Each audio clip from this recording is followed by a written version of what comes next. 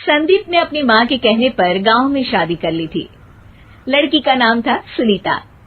माँ का कहना था एकदम मॉडर्न बहू नहीं होनी चाहिए, लेकिन उन्हें नहीं पता था कि गांव से आने वाली बहू सुंदर सुशील तो होगी और उसको गांव से बाहर भी निकाल लाएंगे, लेकिन उसके अंदर का गांव कैसे बाहर निकलेगा।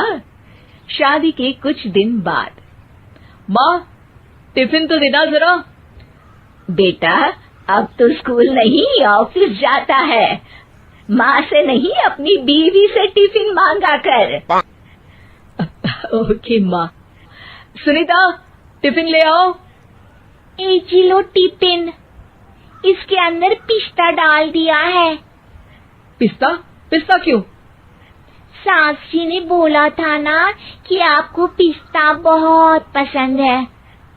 ओहो, मैंने पिस्ता नहीं पास्ता बोला था, पास्ता। पास्ता? कहीं होता है पास्ता? अरे बेटी तू रहने दे, मैं बना दूंगी। अच्छा किया कि पाव भाजी बनाने का नहीं बोला, वरना किसी के पाव बना देती है। सुनीता को बुरा लगता है, लेकिन उसकी नादान हरकतें कम नहीं होती। ऐसे ही एक दिन, अरे तुमने ये क्या लगाया है?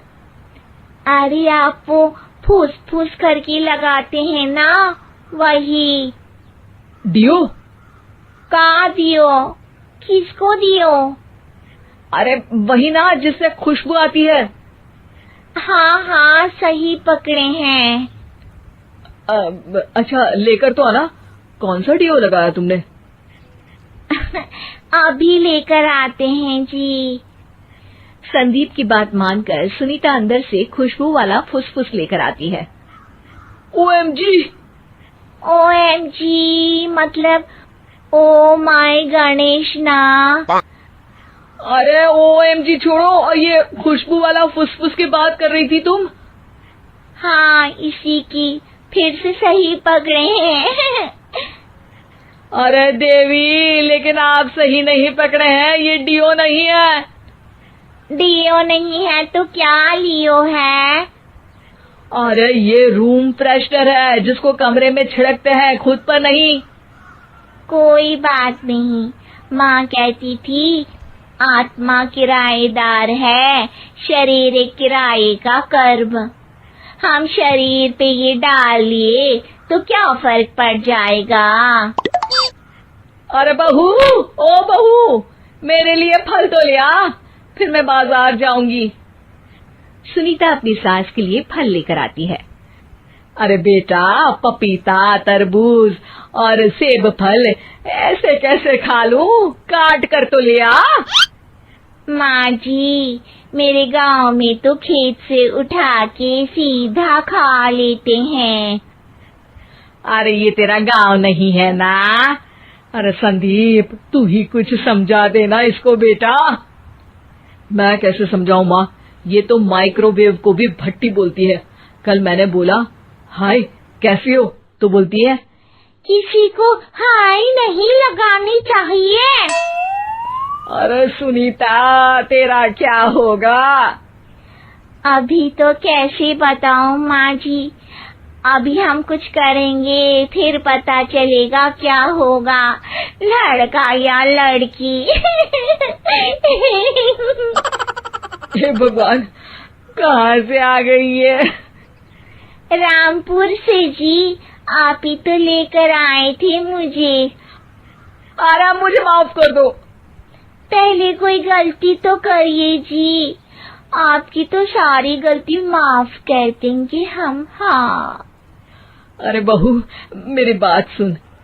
फल यानी कि फ्रूट जब भी लाए ना तो काट कर लाना, ठीक है? जी ठीक है माँ जी, फल यानी फ्रूट यानी काट के लाऊंगी। सुनीता रोज ही कोई ऐसी हरकत कर देती जिसकी वजह से उसे घर में दो बातें सुननी पड़ती। एक दिन, माँ मेरे बॉस घर पर आने वाले हैं शाम को, उनका बर्थडे है, फैमिली साथ नहीं रहती उनके, तो यही पार्टी कर लेंगे। उनको अच्छा लगा तो शायद मेरा प्रमोशन भी हो जाएगा। मैं ना फ्रूट केक लाकर फ्रिज में रख दूंगी और तेरे साथ आज खाना मैं बनाऊंगी, ताकि जब साहब आए तो खाने में कोई गड़बड़ ना हो। शाम को जब सारी तैयारियां हो जाती है, संदीप के साथ बड़े साहब भी घर आते हैं। फ्रूट केक तो ले आना बहू, फिर खाना खाएंगे। अरे इस सब की क्या जरूरत थी, आपने बुलाया वही काफी है। सर, आपका परिवार शहर में नहीं है तो हम ही आपके परिवार जैसे हैं सर। इतने में ही सुनीता फ्रूट केक लेकर आती है और बड़े साहब की टेबल पर रख देती है, और जैसे ही केक के ऊपर का बॉक्स हटाती है, ओह, ये क्या है? केक तो कटा हुआ है। मैं तो ऐसा नहीं लाई थी। आप मुझे शाबाशी दे सकती है माँ जी, मैंने ही केक काट दिया। आपने कहा था ना, फल यानी फ्रूट यानी हमेशा काट के लाना, तो फ्रूट केक भी तो फ्रूट ही है ना, तो मैंने पहले ही काट लिया। हूँ ना मैं समझदार। अरे बहू, ये क्या किया? केक हमेशा वही काटता है जिसका जन्मदिन होता है। तुझे एक बात भी समझ नहीं आती, एक नंबर की बेवकूफ है। पूरा माहौल बिगड़ चुका था। संदीप को लगने लगा था कि साहब उसे प्रमोशन तो दूर की बात है, कहीं डिमोशन ना दे दे, लेकिन साहब बीच में ही बोल पड़ते हैं। अरे कोई बात नहीं, ये इनकी बेवकूफी नहीं है, इनका भोलापन है। बेटा आप कहाँ से हो?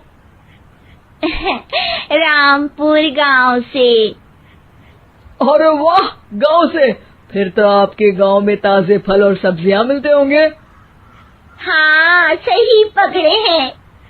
हम तो काटते भी नहीं, सीधा खा लेते हैं। मैं ना एक बार तुम्हारे गांव घूमने जरूर चलूंगा। क्यों संदीप, ले चलोगे ना? मुझे गांव घूमना बहुत पसंद है। बस फिर क्या था, संदीप और सास दोनों खुश हो गए, क्योंकि साहब को सुनीता ने गांव की बात करके खुश कर दिया था।